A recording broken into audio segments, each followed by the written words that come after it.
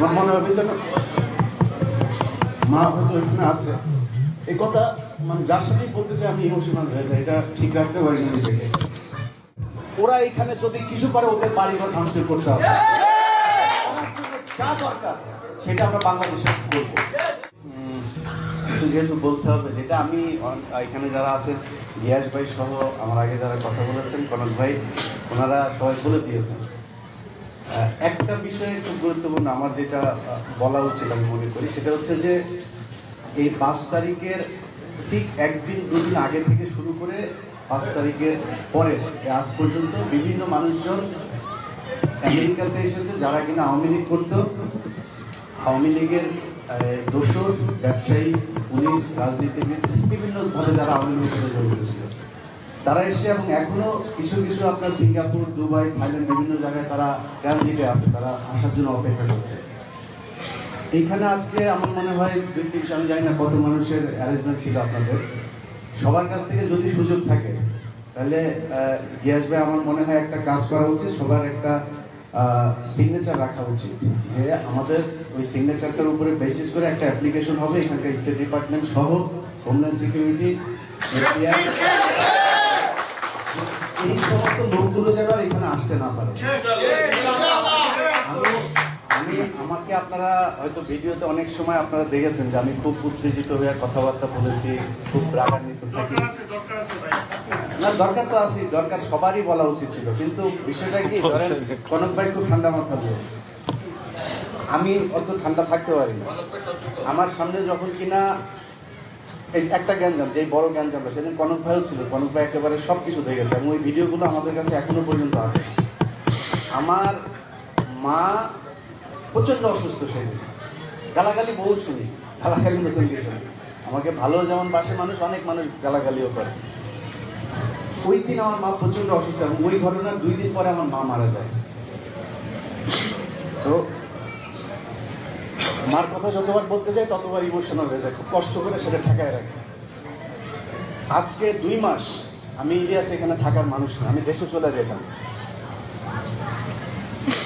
কিন্তু সমস্যাটা হচ্ছে আমি যদি যাই, আমার বাসায় 4টা বেডরুম, আমরা 3 ভাই একসাথে থাকি, বাবা মা একটা রুমে থাকতো, মাঝখানে ডাইনিং, এক পাশে লিভিং।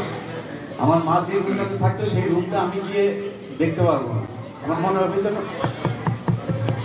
মা হয়তো এখানে আছে, এই কথা মানে যার সাথেই বলতে চাই আমি ইমোশনাল হয়ে যাই, এটা ঠিক রাখতে পারি না নিজেকে। যাই হোক, তো সেদিন তারা আমাকে দেখে গালাগালি করলো, গালাগালি করার পরে আমি উত্তর তো ধরেন 100 দিন এরকম গালাগালি করলে হয়তো 2 দিন দিয়েছে, আপনারা সেগুলো সোশ্যাল মিডিয়াতে দেখেছেন, কিন্তু সেটার ব্যাকগ্রাউন্ড কি ছিল এটা হয়তো কেউই জানে না। সেখানে আমি যখন তাদেরকে প্রত্যুত্তর করলাম, তারা 30 জন 40 জন চলে এসেছে আমাদেরকে মারার জন্য। আপনাদের কাছে অনুরোধ, এখানে যারা আজকে আমি দেখলাম আয়োজক, এই আয়োজকদের বিশাল একটা যুবক শ্রেণী, তাদেরকে এইখানে এই বিশেষ করে আমি এখানে গত 5-7 বছরে যেটা দেখলাম, একটা মিটিং করতে গেলে তারা সেখানে যায়, এই গিয়াস ভাইয়ের সামনেও দেখেছে, তার মধ্যে একজন সম্মানিত মানুষ, তিনারা একটা জায়গায় ব্যানার নিয়ে, কিচ্ছু না, কোনো খারাপ কিছু না, তাদের বিরুদ্ধে কিছু না, একটা মানববন্ধন কিছু একটা করতে যাচ্ছে, তারা সেখান থেকে ব্যানার কেড়ে নিয়ে যায়, সেখানে এসে ধাক্কাধাক্কি করে, এটা তাদের অভ্যাস। ওদেরকে জ্যাকসন হাইটে দাঁড়াইতে দেওয়া যাবে,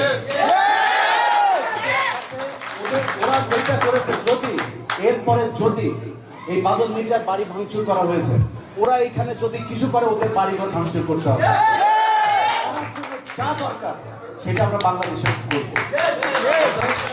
অতএব তাদেরকে এত প্লেস দেওয়া যাবে না, এখনকার এই তত্ত্বাবধায়ক সরকার যেটা করছে, তাদেরকে যে সুযোগ করে দিচ্ছে ওই সুযোগ করতে দেওয়া যাবে না। এত শান্তি করে এখানে ভিডিও তৈরি করে নেয়, যত মনে হয় আমরা খুব আরামে, এখন অনেকে মানে কি বলে আপনার, মানে কি বলবো, যে কিছুই মনে করে না, মানে মনে হয় যেন আমরা এখানে মমতাজের মতো গান গাইতাম, এটা চাইলেই করা যেত, এত ইজি ছিল না।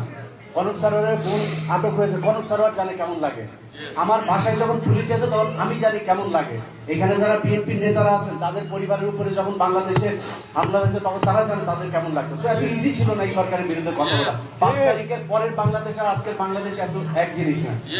সো আমরা যেই কষ্ট সহ্য করেছি তাদের কারণে, তাদেরকে এইখানে এত ইজিলি রাজনীতি করতে দেওয়া যাবে না। তত্ত্বাবধায়ক সরকার যারা আছে উপদেষ্টা ডক্টর ইউনূস বা আরেকজন বাদে কেউ এখানে কোনো স্যাক্রিফাইস তাদের নাই, তারা বুঝবে না আমাদের যন্ত্রণা কি। তারপরে এই বিপ্লব যেখান থেকে শুরু হয়েছিল সেই বিপ্লব এখনো শেষ হয়নি। এই বিপ্লব কন্টিনিউ করতে হবে যেভাবে প্রয়োজন, যা দরকার বাংলাদেশের মানুষকে আরো অনেক দূর আগে যেতে হবে। যাই হোক, আমি সময় নষ্ট করলাম না, তবে ভালো থাকবেন, সবার কাছে দোয়া চাই, আমার মার জন্য সবাই দোয়া করবেন। আগে কথা বলতে পারি, এত লোকের সামনে একটু সমস্যা মনে হয় আমার কাছে। তো আমার কথা বেশি না, জাস্ট একটা পয়েন্ট আমি বলতে চাই। এত আত্মত্যাগের পরে যে সরকার ক্ষমতায় আসলো, আমরা তাদের কার্যক্রমে আসলে সন্তুষ্ট না। যে বিপ্লবী চেতনা তাদের নেওয়া দরকার ছিল, সেই চেতনায় তারা নেই। তো সেই জায়গাতে আমাদের আসলে রিল্যাক্স হওয়ার মতো সময় বোধহয় আসে নাই। আমাদেরকে সবাইকে লক্ষ্য রাখতে হবে। এবং আমি যদি আমেরিকায় না থাকতাম, আমি বুঝতে পারতাম না যে 1,000 মাইল পরেও দেশ প্রেম বলে যে বিষয়টা আর কি, যে মানুষ, বাংলাদেশে মানুষ মারা যাচ্ছে, 8-10 হাজার মাইল দূরেও মানুষের মধ্যে কি আবেগ, কি চেতনা, কি প্রতিবাদ। 2 নম্বর বিষয় যেটা, সেটা হচ্ছে আমি যেটা দেখছি যে যারা আহত হয়েছেন, নিহত হয়েছেন, সেই পরিবারগুলোর পাশে সরকারকে ওইভাবে দেখা যাচ্ছে না। তারা অনেকটা রেশন দেওয়ার মতো করে কিছু কাজ করছেন, যে 3 মাস অন্তর সাহায্য দেওয়া হবে।